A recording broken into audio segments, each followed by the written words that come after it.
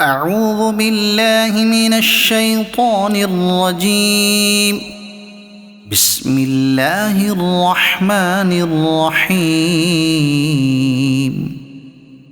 إنا أنزلناه في ليلة القدر وما أدراك ما ليلة القدر. ليلة القدر خير من 1000 شهر. تنزل الملائكة والروح فيها بإذن ربهم من كل أمر. سلام هي حتى مطلع الفجر. صدق الله العظيم.